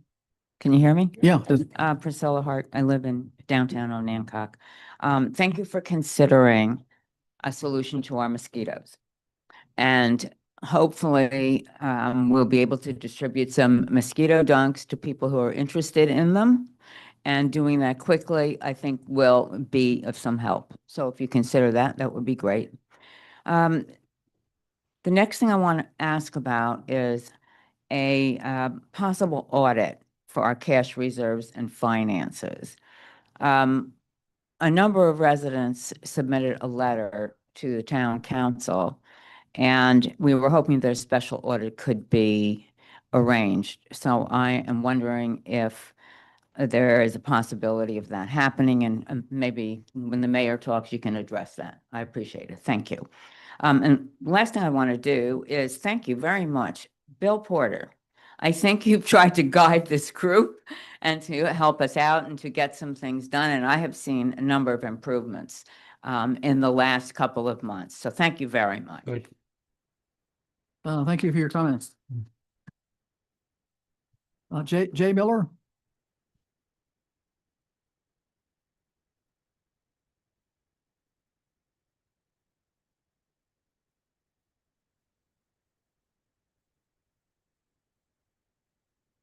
Jay Miller, 79 Market Street. I need better eyeglasses. Rosemary was right on target. I had spent a reasonable amount of time looking at the Coastal Square rezoning application. It was all cut and dry, all accepted, and they're approved.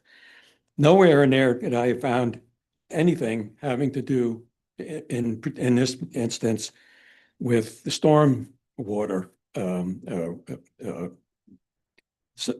their stormwater system is going to go. They spent a lot of time talking about all the structure of their stormwater system, and but when they were done in the details, there was no details as to where it was actually going to flow. There was no plan, there was no map, there was no detail how it gets to Onancock Creek. They just said it was best. I even wrote it down here. It's a best management practice. Best management practice is just a BS way of saying that they're going they're going to route the water any place they want. I tried to find out in this particular project, then what they had sent to the Planning Commission, the Accomack County Planning Commission. So they have their paperwork done somewhere, but there's no minutes published that have anything to do with this particular project. In fact, the Planning Commission and Accomack hasn't even published anything this year at all. So this is our problem. Our problem is that this guy would come here and he'll give his presentation, and then the only questions that get asked are ones from the town council. The town council then, you have to spare the moment pictures. And the suggestion that anybody in the town who has questions about that, we were supposed to give them to the town council so then they could repeat it back and ask the questions of the developer. Well, if you don't even know, if you've never even heard about the details in the plan in the first place, how are you supposed to do that? We're doing this backwards. We're doing this backwards, and we're at the mercy of Accomack County because we don't have anything to say about that unless we protest. Now, it seems to me that the town council here is the ones who should be protesting against this kind of stuff, where we have no details. We're at the mercy of where the wastewater is going to go. We're at the mercy of how their fresh water is going to be plotted. And I think that's wrong. I think you folks are the ones that should be advocating for us. And we'll go to the public meetings that they have. But it's too late by that time. It was too late with Coastal Square, and it'll be too late for this one too, unless you folks stand up for us. That you folks are the ones that need to go to advocate for us, that we don't need this in town. Thank you. Karen Fellner?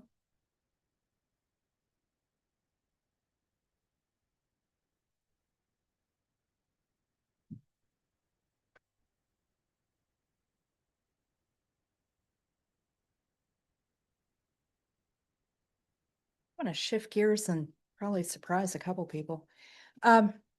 With regards to the water issue that everybody's talking about, it is a problem. And even though I'm on a few committees on the shore, I've never had the opportunity to be in a meeting where they were talking about water.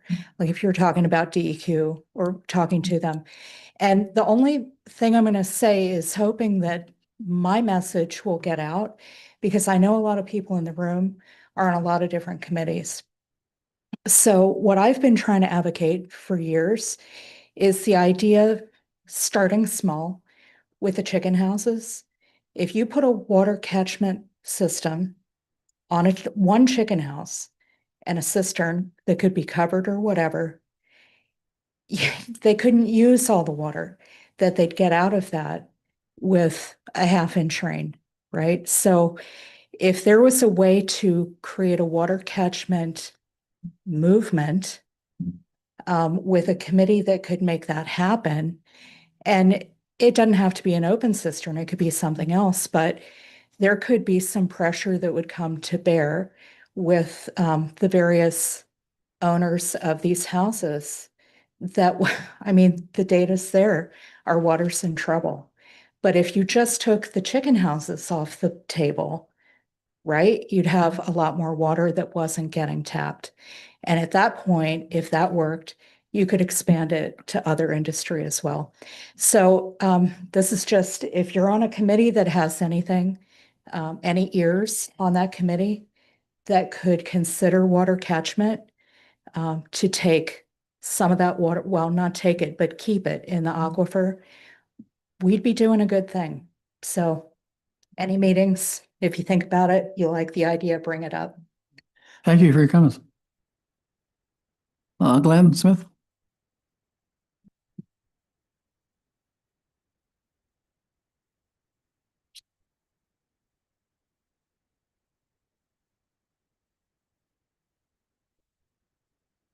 Glenn Smith, 12 Market Street. I would just like to comment on a few things. The Only Pool, we're members of the Only Pool. Great place to go. Best part about it is at 3 o'clock, they throw all the kids out of the pool and it's adult swim. So for a half hour to 45 minutes, adults have the pool to themselves. It's a lot of fun. We go there 4 days a week with our grandkids. And even when we don't have our grandkids, we go there. So it's nice to sit there in the shade when it's super hot out. Nice breeze always blowing, and you can go in the water. It's well worth the money, the time. You get off of work, you go there.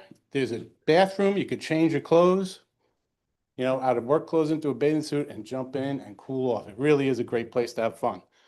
The other thing is the water meters. I'm not happy. I heard somebody say everybody's happy. I'm not, because my water meter, when it rains, the lid floats to the top of the driveway and disappears in the street. And now I have a 2-foot hole that someone could break their leg in. I called about this 6 weeks ago. DPW came, put a cone there, and now I can only use half my driveway. I went and got a manhole cover of my own to put over it so I can use my whole driveway. Somebody needs to come and fix this. This thing, I don't want to get homeowners issue if someone breaks their leg in my driveway. The other thing is the mosquito spraying. People aren't going to do the dunks. What about gutters on people's houses that they don't clean? Stagnant water up there. You've got, there's so many other things that people aren't going to have time to do the dunks. I'd love to try it, but I think we should spray until we get a program going. And then once we get a program up and running, then stop the spraying when people are educated on the dunks. People just aren't going to do it. So that's my feeling on the dunks. That's all. Thank you for all the work you're doing with the budgets, and continue the good work. Thank you. Oh, one last thing. Did we stop sending out agendas and past minutes? We did? No, we. Oh, because the website says we're supposed to be getting it, and I haven't received anything since January. So if you could please continue this. It has to be recreated. Yeah. The distribution list has to be recreated. You've got a list right there that people signed in. Well, this communication things with the new town manager, we're going to work. We lost access to that when the town manager left. That was the. Oh. Yeah. So. Okay. Sorry about that. Yeah. That's what happened. Well, you got to get caught up because I know. the website says that you're going to send this information out to people who sign up for it. Right. We're going to recreate the whole. We have to recreate. So for 4 months, we've been getting nothing. Yeah. I've missed 4 meetings. Times have changed. I've been sick and no information. Yeah. The only way you can get it now is go on the website. I apologize for that, but we are going to change that. Yeah. Please, soon. Yeah. Okay. Dana, you're back.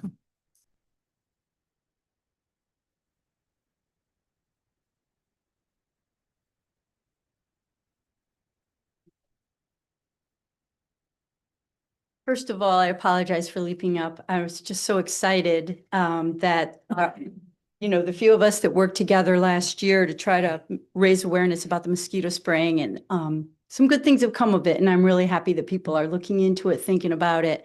A couple quick notes.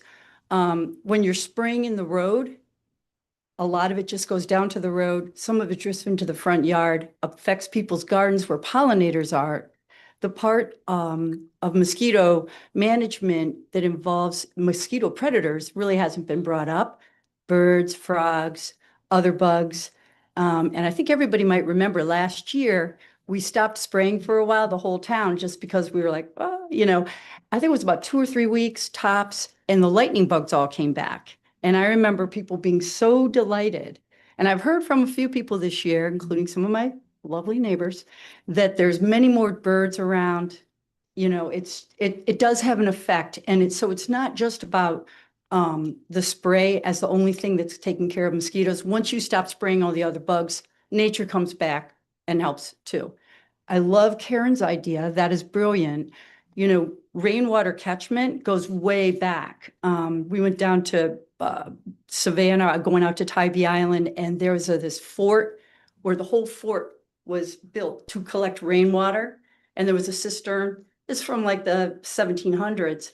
We did that at Maddox Island, where we lived for 25 years, because of saltwater encroachment already had affected our wells. I couldn't water my garden, etc. So I think that's a very cool thing. And I just want to thank you all for considering and thinking about all these ideas. Appreciate it. Okay, thank you. Any other public comment? Okay, thank you. All right, Mayor's report.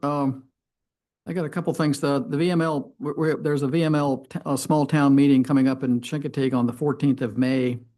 Not a public meeting, but some of us are going to be there, and I think we're probably going to have 3 people there. So we'll have to put a public notice that we're going to have our council will be there. When we have more than 2 people meet, we have to kind of let people know we're going to be doing that. It's just it's the VML, and they do an annual small town conference, and this one times it's on Chincoteague.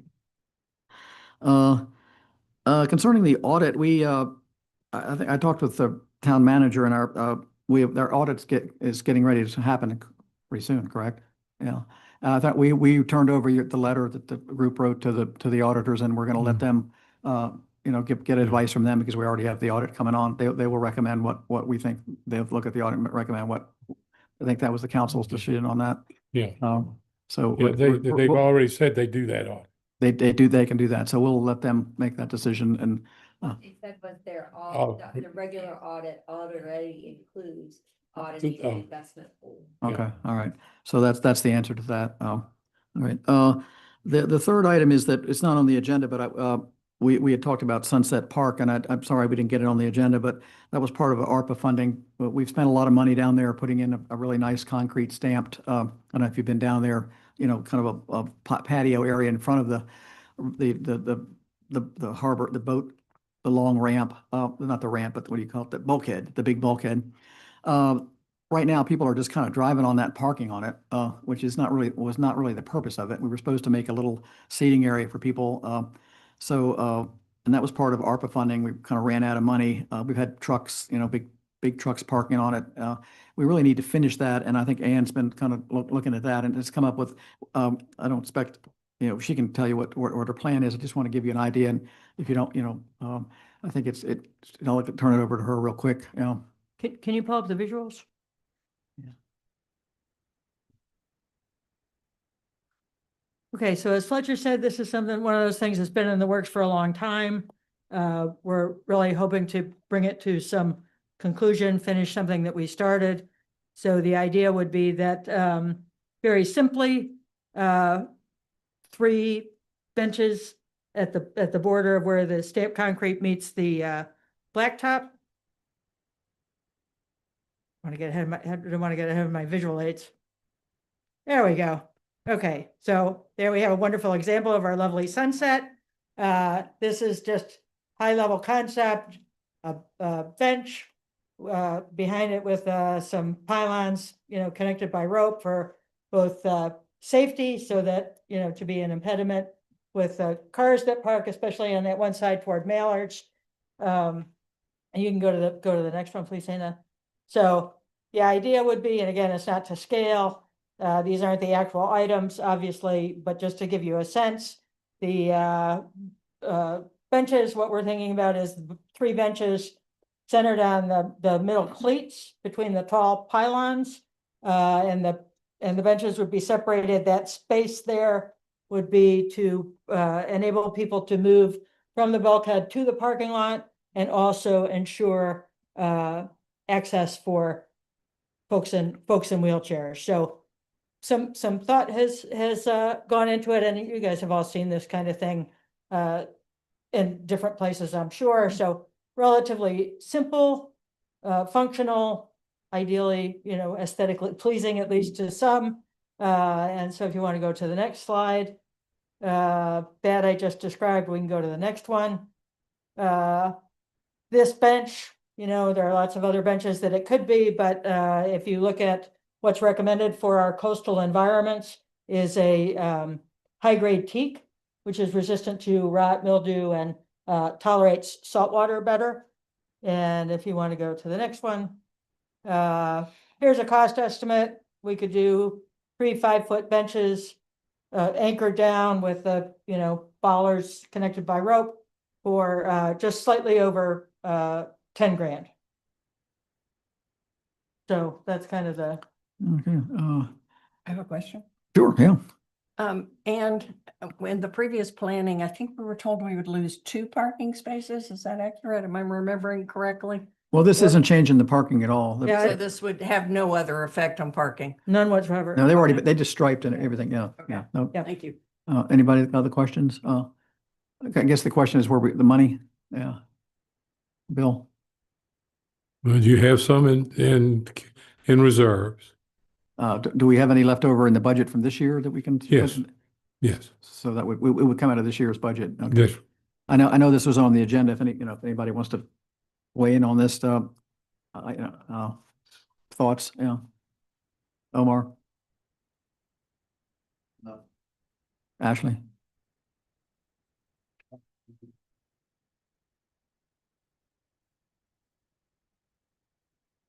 I think it's a good idea to protect the work that has been done already, to keep traffic from messing up what was put down. So it looks like a good plan. Cindy?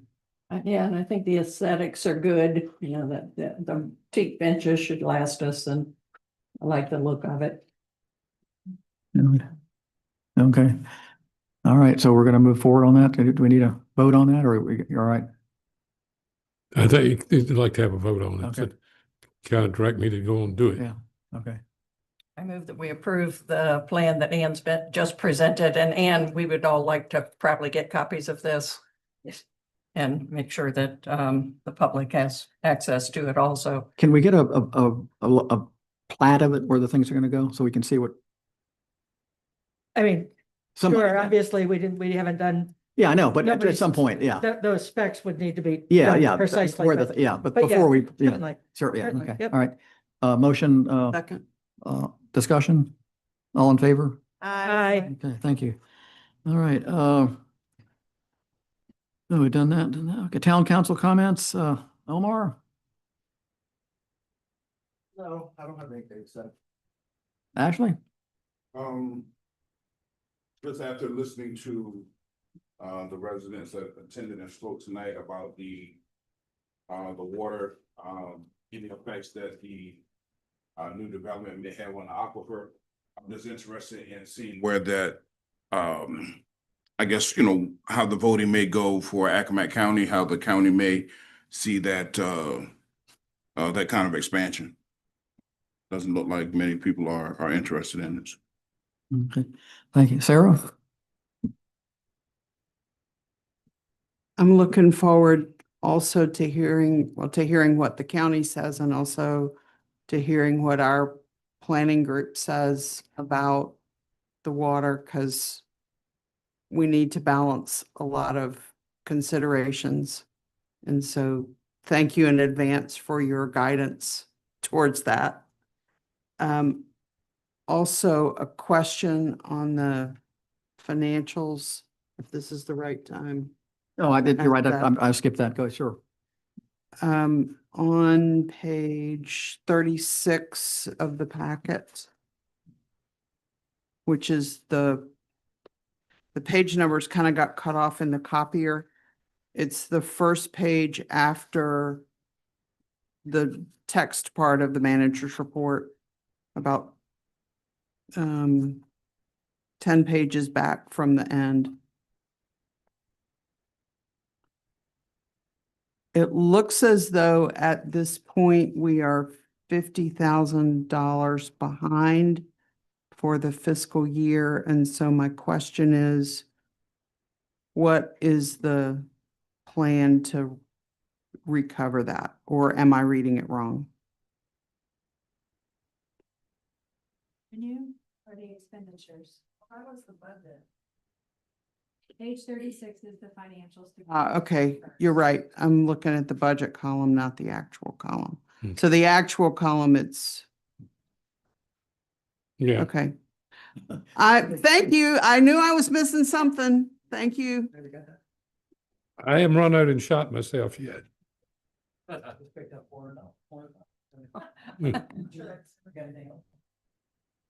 I'd just like to echo Sarah's and Ashley's comments about the water. I think it's probably the most important issue we're looking at now.